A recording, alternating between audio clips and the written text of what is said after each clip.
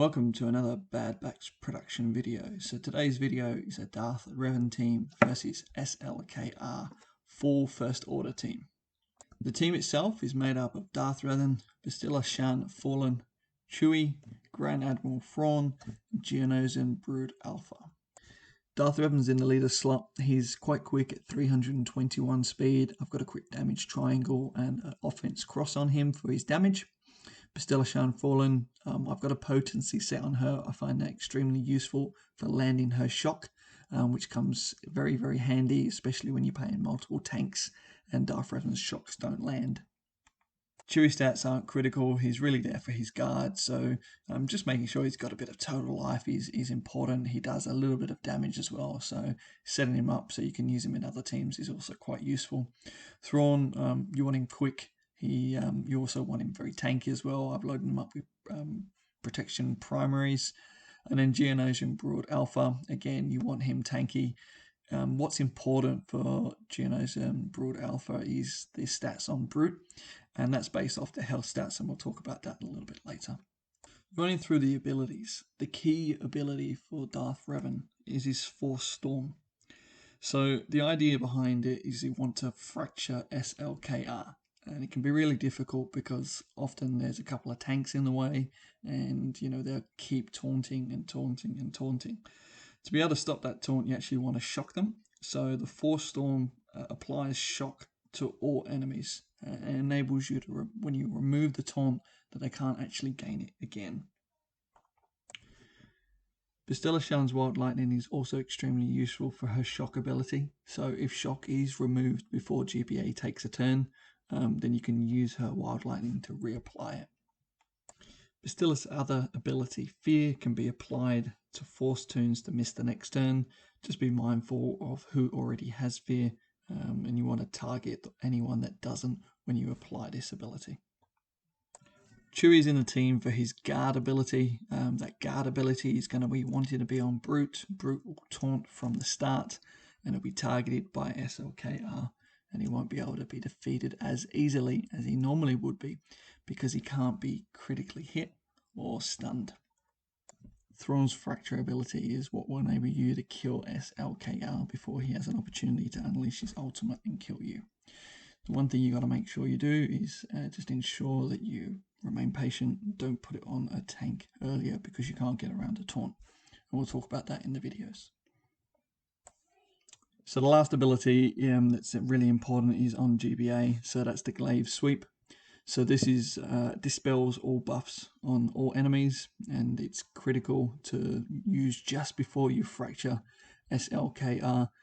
So with the shock applied to all of the taunting tanks, you'll then use this move, which will mean that the tanks can't gain their taunt again, and it will enable you a free shot at fracturing SLKR. We talked about the key to this team being that Brute gets guard. So there is a calculation to work out how you actually get that. So it's based off Geonosian Brood Alpha's health stats. So as you can see in the picture, it's 28,196 plus half of GBA's health added on to the protection of 36,344. So you can see in this example, my Brute has a total life of 104,419. The key for him to get guard is to make sure that that is the lowest out of Thrawn, Bastila Shan Fallen, and Darth Revan. Understanding the First Order abilities will help you in this fight. SLKR, his important ability that you should be aware of is Furious Onslaught. This is important because what it does is it's his AoE, and when he uses it, it actually dispels all debuffs on the dark side allies and gives them advantage for 2 turns. This is important because it combines with his Supreme Leader ability as well. So on top of the plus 30 speed all dark side allies get, whenever a dark side ally gains advantage, they also gain additional bonus based on their role. So tanks will taunt for an additional 2 turns, support toons and healers like Phasma, Fu and Hux will gain 20% turn meter. This means it's impossible to outspeed those toons at the start, which you'll see in the videos later on as well. For Crew, his ability Aggressive Strike enables him to gain Taunt again, so even if he loses it and he does a basic attack on you, he'll gain that Taunt again. Hux's first move is always Devious Scheme, so this gives a bonus turn to SLKR. SLKR uses his basic first up, and then once he gains that extra turn from Hux, always uses the AoE, which then gives advantage to the whole team. Phasma's first ability is always Victory March, so all allies gain 50% turn meter and advantage if they didn't have it for an additional 2 turns.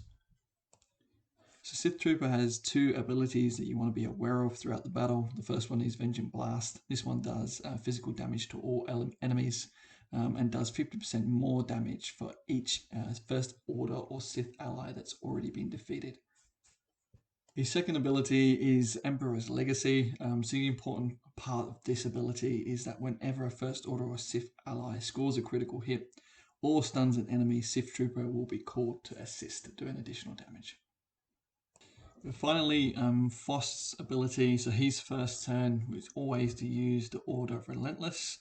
So this gives all allies 25% turn meter, gives him defense up, he'll gain advantage and also start taunting for an additional 2 turns.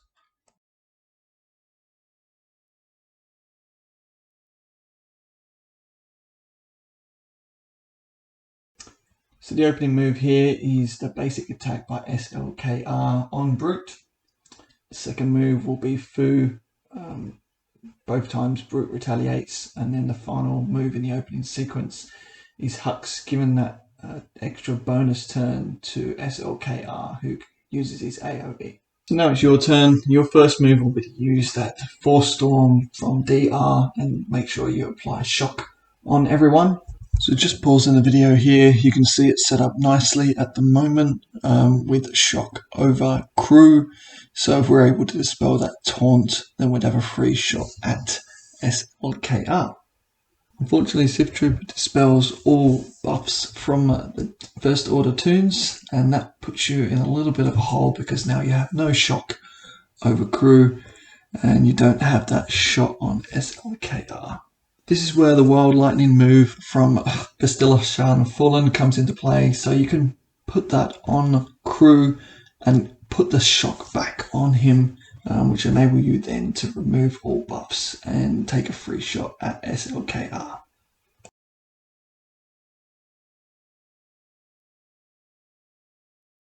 Again, just pausing the video here, you can see you're set up nicely, so it's now Thrawn's turn, who is going to go just before GBA. So the idea here will be to swap time with GBA. So he moves, he uses his Dispel. That then means Thrawn will take a turn and the taunts will be removed, in which case you can then fracture SLKR.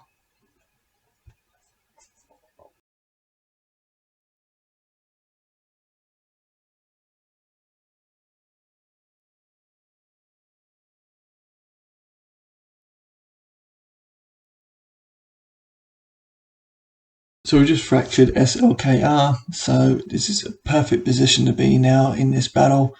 Now you just want to focus all your fire as much as you can on SLKR. Make sure you kill him before the fracture comes off, and then it's pretty much a clean up from there.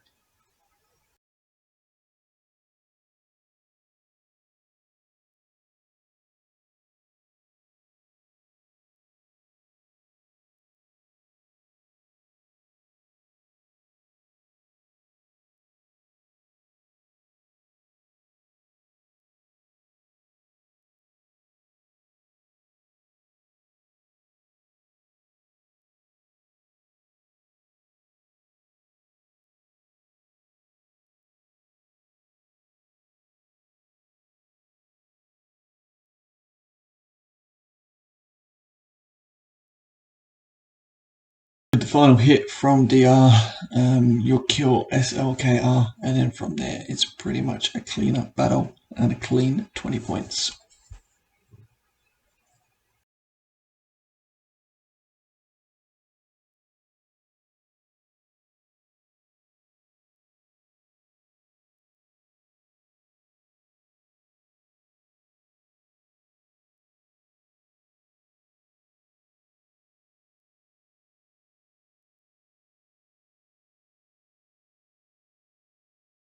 So there you go, battle over, 20 points, nice and easy cleanup at the end, but quite a simple strategy. You just gotta keep an eye on, make sure that you keep the shocks over those that taunt.